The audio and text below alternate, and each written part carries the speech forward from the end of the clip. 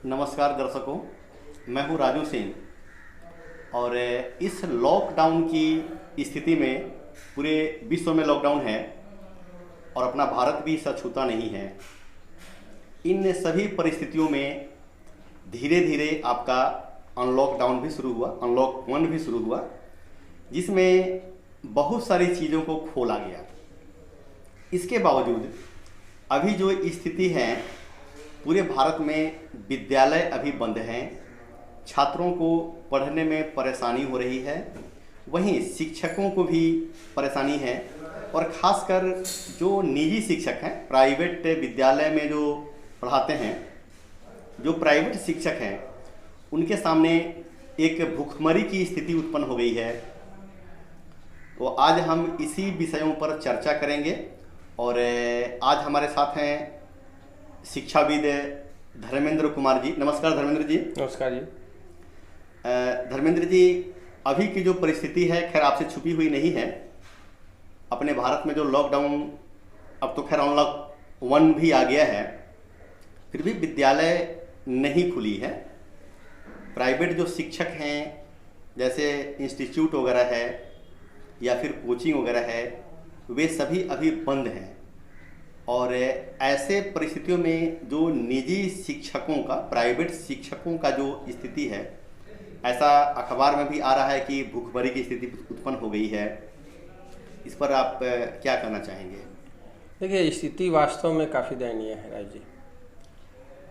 पूरे देश के अंदर जब लॉकडाउन लगाया गया तो लॉकडाउन के बाद में जो कामगार थे, किसान को छोड़ करके जो बाहर रहते थे, वो अपने घरों को लौटे। विद्यालय बंद हुए, कोचिंग संस्थान बंद हुए।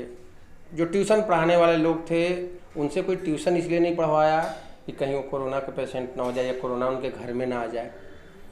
परिणाम तो आज के समय में कोचिंग चलाने वाले, कोचिंग में पढ़ाने वाले, ट्यूशन पढ़ाने वाले, निजी विद्यालयों में कार्यरत सभी शिक्षकों के सामने भुखमरी की स्थिति है। सरकार ने कामगार पर ध्यान फोकस किया, किसानों के लिए भी कुछ पैकेज तैयार किया, यहाँ तक कि जो सरकारी सेक्टर में है उनके लिए भी कुछ ना कुछ सोचा, लेकिन प्राइवेट विद्यालय या प्राइवेट ढंग से जो शिक्षण कर रहे हैं उनके विषय में कुछ नहीं सोचा। और वाकई उनके सामने भुखमरी की स्थिति है। उनके विषय में कुछ सोचने वाला नहीं है। क्योंकि मेरा जो बैकग्राउंड रहा है, मैं प्राइवेट शिक्षक से सरकारी शिक्षक बना हूँ, तो मैं दर्द को समझता हूँ कि पहले तो थोड़ा जैसे तैसे चल भी जाता था, अभी महंगाई चरम सीमा पर है, महंगाई काफ़ी है। और ऐसे स्थिति में मैं ये सोचता हूँ कि प्राइवेट शिक्षक जो प्राइवेट संस्थानों में पढ़ा रहे होंगे, 2000 से लेकर 10,000, 15,000, 20,000 तक भी अगर उनकी सैलरी होगी, तो आज अपने परिवार को कैसे वहन कर पा रहे हैं? बड़ी दर्द की स्थिति है। मैंने देखा है अपने यहाँ एक शिक्षक को, बाहर के शिक्षक हैं, लॉकडाउन में रहने पर उनके जो संचालक हैं उनके विद्यालय के, वो भी उनके पैसे नहीं दे रहे, अखबार बेच करके वो जीवन निर्वाह। अच्छा सर, एक चीज़ जैसे आपने बताया कि वे भी पैसे नहीं दे रहे हैं, सबसे बड़ी बात थोड़ा सा हम एक तरफ और खींचना चाहेंगे। जैसे संचालकों के साथ जो समस्या है, जैसे अगर विद्यालय खुले हैं तो बच्चे फ़ी भी देते हैं। हाँ, ये तो है। पेरेंट्स जो है फ़ी जमा करते हैं, ठीक है। बच्चों के ऊपर कुछ हद तक दबाव भी बनाया जाता है पेरेंट्स पर कि आप फ़ी ला कर दीजिए। बहुत तरह की बहाने, मतलब अन्यथा एग्जाम में नहीं बैठने दिया जाएगा, या फिर आपकी यह टेस्ट नहीं ली जाएगी, या फिर अगले क्लास में प्रमोट नहीं किया जाएगा। बहुत सारी जो है, ठीक है। लेकिन जब स्कूल बंद है तो संचालक भी दबाव बनाने में असमर्थ हैं और इन परिस्थितियों में बच्चे या गार्जियन जो भी हैं, वे फ़ी जमा नहीं कर रहे हैं, फ़ी नहीं दे रहे हैं, ठीक है। कैसे देंगे वो? नहीं, ठीक है। तो यहाँ एक संचालकों के साथ भी समस्या उत्पन्न हो रही है। स्वाभाविक होना है, जब बच्चे फ़ी नहीं देंगे तो संचालक के पास पैसे कहाँ आ पाएंगे? ठीक है। तो इन परिस्थितियों में संचालक शिक्षक को भी पैसे नहीं दे पाएंगे, नहीं दे भी रहे हैं। चलिए, तो इस परिस्थिति में सरकार को क्या करना चाहिए? सबसे पहले इससे पहले मैं एक चीज़ और थोड़ा सा ध्यान थोड़ा सा अलग हटाना चाहूँगा। जैसे कि लॉकडाउन के बाद अनलॉक 1 हुआ, इसमें अभी खैर सिनेमा हॉल बंद हैं, लेकिन मॉल को खोल दिया गया जी। तो क्या कोरोना मॉल से नहीं आएगा? जैसे बसें खोल दी गई जी। आप देखिए लोकल क्षेत्रों में बसों में काफ़ी भीड़ चल रही है, जैसा सिस्टम बताया गया कि नहीं कि आपको सोशल डिस्टेंसिंग का पालन करना है, तो यहाँ सोशल डिस्टेंसिंग के पालन हो नहीं रही है, कहीं भी नहीं हो रही है। ठीक है, फिर भी बसों को खोला गया, आज बेधड़क बसें भी चल रही है, तो क्या इससे कोरोना नहीं फैलेगा? सरकार पर के प्रति आप क्या कहना चाहेंगे?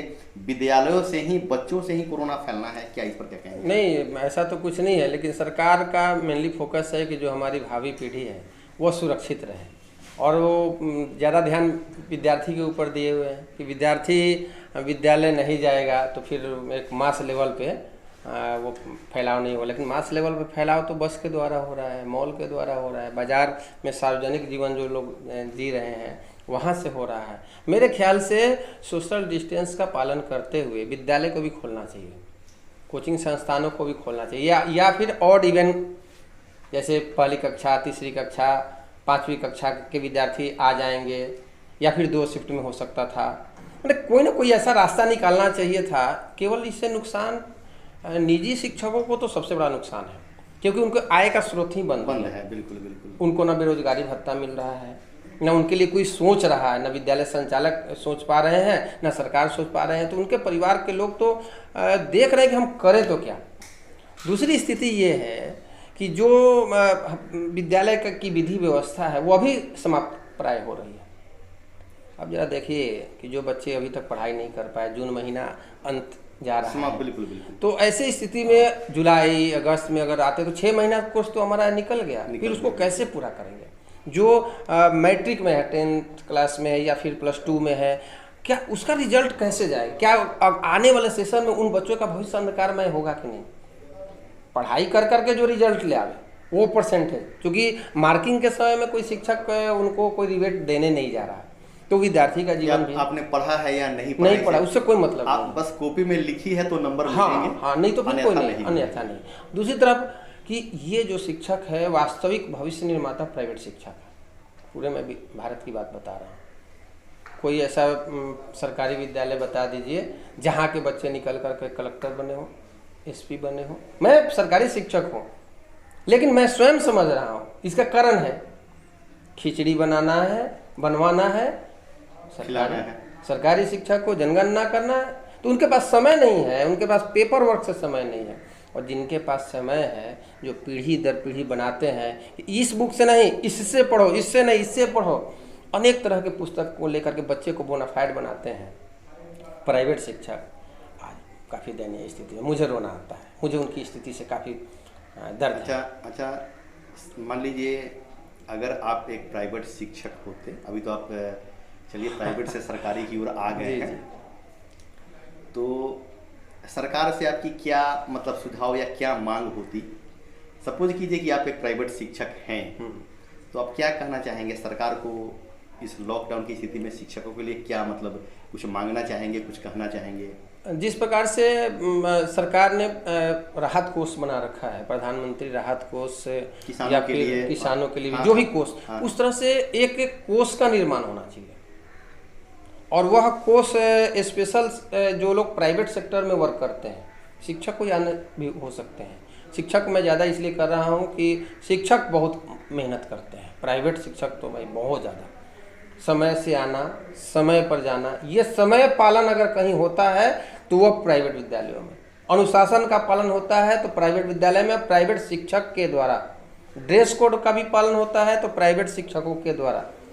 सरकारी विद्यालयों में ऐसा नहीं है, कुछ नियम लागू होते हैं, कुछ टूटते हैं, कुछ नए आते हैं, कुछ पुराने, लेकिन उन विद्यालयों में, प्राइवेट विद्यालयों में ऐसा नहीं है। इसलिए प्राइवेट शिक्षक जो वर्क कर रहे हैं उनके लिए कोई फंड होना चाहिए। और दूसरा मेरा एक और भी सुझाव है कि जहाँ वो कार्य करते हैं, जैसे सरकारी विद्यालय में जो कार्य करते हैं या फिर जो प्राइवेट लिमिटेड कंपनी इत्यादि में कार्य करते हैं, उनका PF कटता है। हाँ, बिल्कुल। तो ऐसा कुछ सरकारी निजी विद्यालय के संचालक भी कुछ करें, उनके लिए एक कोष बनावे जहाँ से आपदा की स्थिति में वो पैसे ले सके, उसको खर्च कर सके।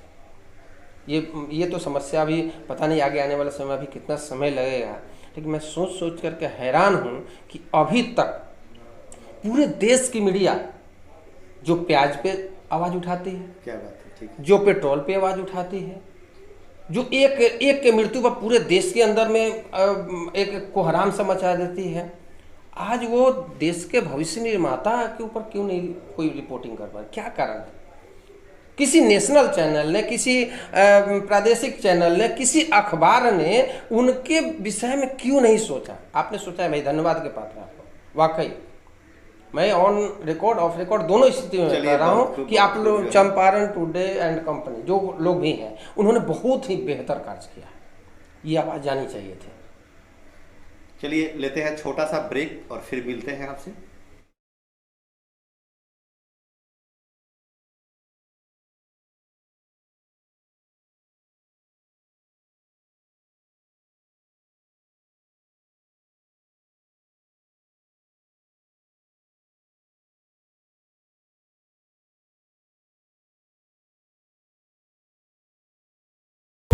से आपका स्वागत है कार्यक्रम में जो है।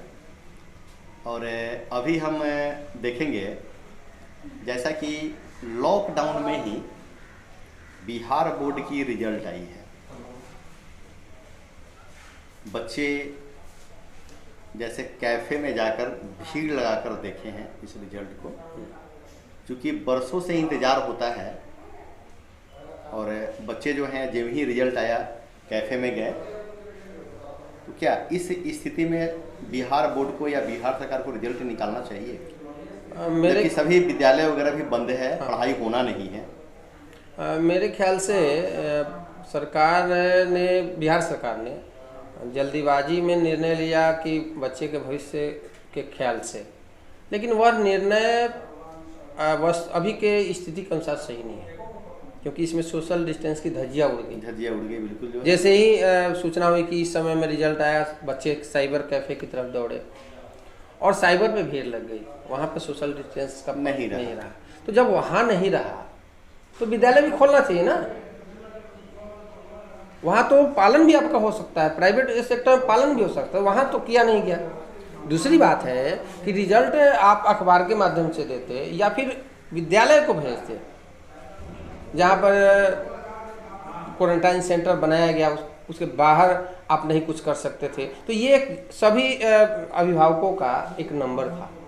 आप कुछ ऐसी व्यवस्था करते कि उनके मोबाइल पे SMS के माध्यम से उनके पास मैसेज आता, वो देख लेते कि हमारे बच्चे को इतना मार्क्स आया है। तो एक नई पहल भी हो जाती, बच्चे को एक नया उत्साह भी मिल जाता, सोशल डिस्टेंस का पालन भी हो जाता और आगे की सारी व्यवस्थाएं भी ठीक हो जाती, लेकिन ऐसा नहीं। अच्छा, एक आ रही है बात विद्यालयों में और डिवीजन की, जैसे आपने अभी जस्ट चर्चा किया, या तो 2 शिफ्ट में कर दे क्लास, जी, या अब बच्चों को अल्टरनेट करके, जैसे आज बुलाया 10th को तो कल 9th क्लास को, ठीक है। अच्छा, इन परिस्थितियों में क्या शिक्षकों पर या विद्यालय पर या बच्चों पर फी का बोझ भी पड़ेगा क्या? मतलब फी का बोझ मेरे ख्याल से नहीं बढ़ना चाहिए। जैसा कि सपोज कीजिए कि एक ही बच्चों को अगर 2 बार पढ़ाना पड़ रहा है, जैसे किसी क्लास में सपोज कीजिए कि 50-60 बच्चे हैं, ठीक है, तो जब हम सोशल डिस्टेंसिंग का पालन करवाएंगे तो निश्चित रूप से एक क्लास में बच्चे को एडजस्ट होना मुश्किल होगा और उसके लिए हमें 2 क्लास सेक्शन जो है करना होगा। तो जब हम 2 सेक्शन करेंगे तो निश्चित तौर पर या तो 2 शिक्षक होंगे या एक ही शिक्षक को 2 बार उसी क्लास के बच्चों को पढ़ाना होता है। इसके लिए सबसे बड़ा उदाहरण मैं रेलवे को दे सकता हूँ। रेलवे ने सोशल डिस्टेंस का पालन कराने के लिए, सरकार ने रेलवे को एक आदेश दिया कि भाई रेट बढ़ा दो। ट्रेन में जो लोग अभी यात्रा कर रहे हैं उसमें जनरल बोगी को हटा दिया गया और उसके जगह पे सिर्फ स्लीपर और AC लगाया गया, और जिसके चार्ज भी ज़्यादा हैं, और लोग दे रहे हैं, जा रहे हैं। बच्चे को आवश्यकता है शिक्षा की, शिक्षक को आवश्यकता है बच्चे को पढ़ाने की, धन उपार्जन की, तो उसमें भी बढ़ा दिया जाए तो अभिभावक दे देंगे, खुशी दे देंगे। जो बच्चे घर के अंदर रह रहे हैं उनको शिक्षा चाहिए, उनको अपना भविष्य दिखाई दे रहा है। तो जब रेलवे में यह नियम लागू आप कर सकते हैं तो शिक्षा में क्यों नहीं लागू हो सकता है? ये यहाँ अलग होना चाहिए, मतलब आप हैं कि चलो फी भी बढ़ना चाहिए, एकदम बढ़ना चाहिए। क्योंकि इन परिस्थितियों में मान लीजिए शिक्षकों की जो स्थिति है, हाँ, उनको भी थोड़ी सैलरी बढ़ जाएगी, थोड़ी सी सैलरी बढ़ जाएगी, उनको भी एक बैक सपोर्ट मिल जाएगा, आखिर वो कहाँ जाएंगे। बिल्कुल बिल्कुल। अच्छा, आजकल जो है एक धूम मची हुई है ऑनलाइन क्लास की, बकवास है। क्योंकि सरकार भी ये कह रही है कि लोग घर पे रहते हुए ऑनलाइन क्लास करें।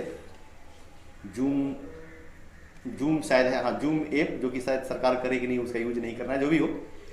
उसके बाद आपका टीवी के माध्यम से जो है डीडी भारती, तो डीडी भारती कहने का मतलब कि कितना हद तक सक्सेस है, या क्या सरकार का प्लान है सही है, या क्या जो है। देखिए, मैं समझता हूँ कि यहाँ पर भी सरकार की नीति असफल है। हमारा आपका किसी का बच्चा हो, जिन्होंने लागू किया है उनका बच्चा ही टीवी ऑन करता है तो वो पहले सीरियल देखना पसंद करता है। क्या बात है, वो पहले सीरियल देखता है। सर थोड़ा सा हम काटना चाहेंगे। हमें लगता है कि औरतें जो है सीरियल से ही टीवी को खाली नहीं छोड़ती हैं। हाँ, बच्चों की बात छोड़िए, बच्चे की बात ठीक है। हाँ। और अगर टीवी को ऑन करते हैं तो बच्चे सबसे पहले कार्टून देखना पसंद करते हैं। जी हाँ, बिल्कुल बिल्कुल सही बात है कहना आपका जो है। तो स्पष्ट हो गया कि इन परिस्थितियों में टीवी से क्लास होना ये जरा। चलिए, दूसरी बात है कि यह हो गया वन वे कम्युनिकेशन जी।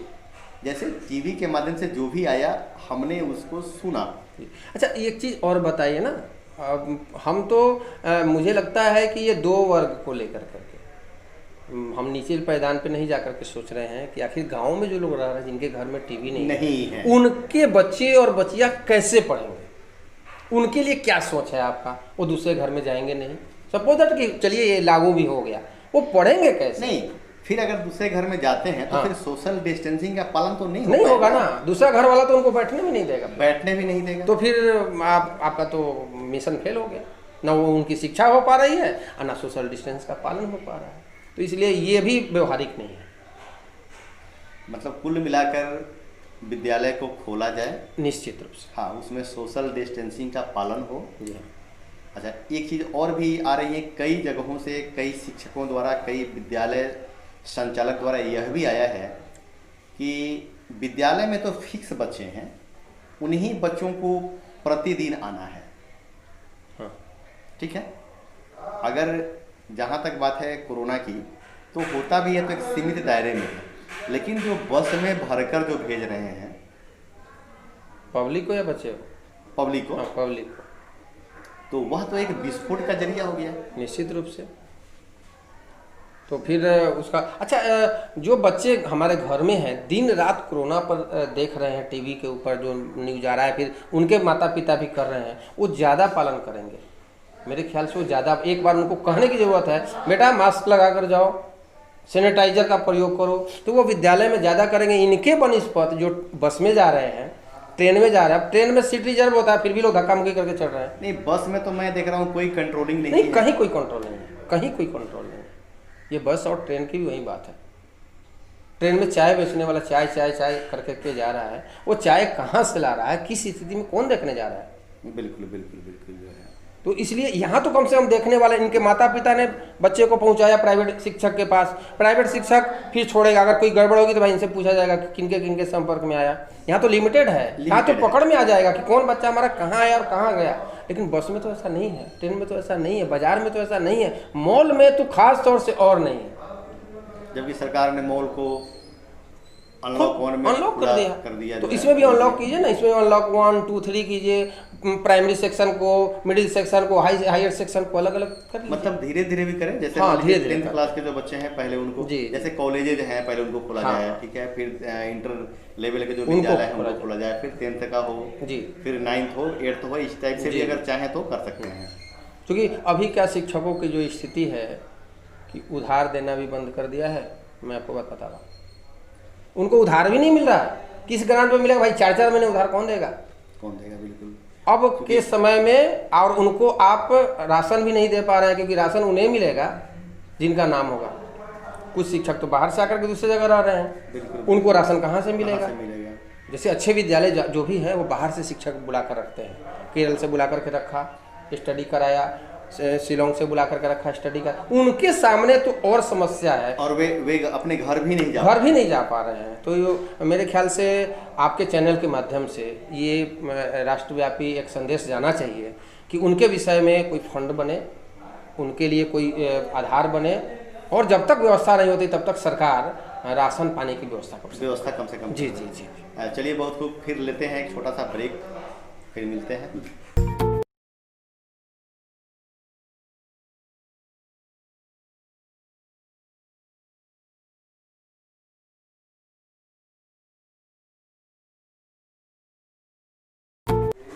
चलिए फिर से स्वागत करते हैं आपका कार्यक्रम में। जो है एक चीज़ जैसा कि बिहार सरकार की जो KYP सेंटर्स जो चल रही है, कौशल विकास मिशन 7 निश्चय योजना के तहत जो बिहार सरकार का कार्यक्रम है, उसमें एक ये भी है।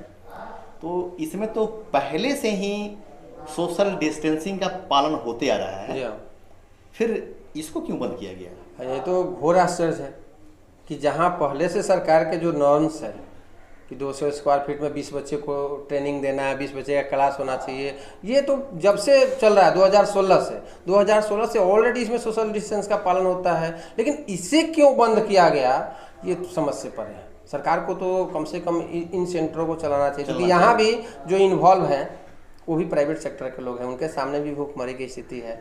क्योंकि जब ऑनर को पैसे नहीं मिलेंगे तो फिर बाकी LF को या अन्य को कैसे पैसे मिलेंगे, है ना। और साथ ही साथ बड़े पैमाने पर वो उन्होंने इंटरेस्ट पर या फिर अन्य स्रोत से पैसे अपने सेंटर में इन्वेस्ट किए हैं। कंप्यूटर सेटअप लगाया है, इलेक्ट्रिक बिल है, मकान का किराया है, ये सारे खर्च उन पे हर महीने लग रहे हैं। तो उनके सामने भी बड़ी दयनीय स्थिति। ये भी निजी सेक्टर से जुड़ा हुआ, शिक्षा से जुड़ा हुआ मामला है। तो मुझे लगता है कि इन सभी विषयों पर सरकार को ध्यान देना चाहिए।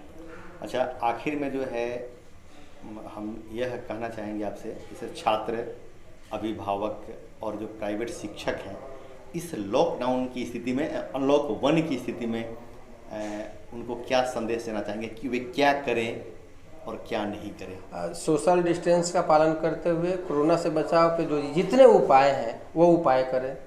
सुबह में योग करें, बच्चों के लिए घर पर स्वाध्याय करें, और जिन शिक्षकों के साथ वो कांटेक्ट कर सकता है उनके साथ में जो उनके प्रश्न आ रहे हैं उसको सॉल्व करने की कोशिश करें। जो माता पिता हैं उन कोशिश करें कि हमारे बच्चे को टीवी और मोबाइल से इतर अलग हट करके उनको थोड़ी सी पढ़ाई का माहौल बन सके, ऐसा कुछ माहौल बनाए। और जो हमारे प्राइवेट शिक्षक हैं, निजी विद्यालयों में जो कार्य कर रहे हैं, उनके प्रति तो हमारी संवेदना है। उनके लिए तो मैं यही कहूँगा कि आप थोड़ा सा धैर्य और बनाइए। मुझे लगता है कि आपकी आवाज़ ज़रूर सुनी जाएगी, और अगली बार से जैसे आपको मौका मिले तो ज़रूर अपना एक फंड बनाइए, ताकि इन अवसरों पर वो फंड आपको कार्य दे सके। और जो संचालक हैं उनसे निवेदन होगा कि अगर जो इनका प्रत्येक शिक्षा की मॉनिटरिंग करे, जो ज़्यादा नीचे दबा हुआ है पहले उसे उठाने का कोशिश करे, मतलब आवश्यकता के अनुसार उनका सहयोग होना चाहिए। चलिए, बहुत बहुत धन्यवाद आपका समय देने के लिए। और मैं सरकार से भी चाहूँगा कि यह बातें सरकार तक भी पहुँचे, और सरकार जल्द ही शिक्षकों के समर्थन में कोई न कोई उपाय, अभी जो चल रही है इनकी स्थिति, उसको देखते हुए कोई व्यवस्था, कोई विकल्प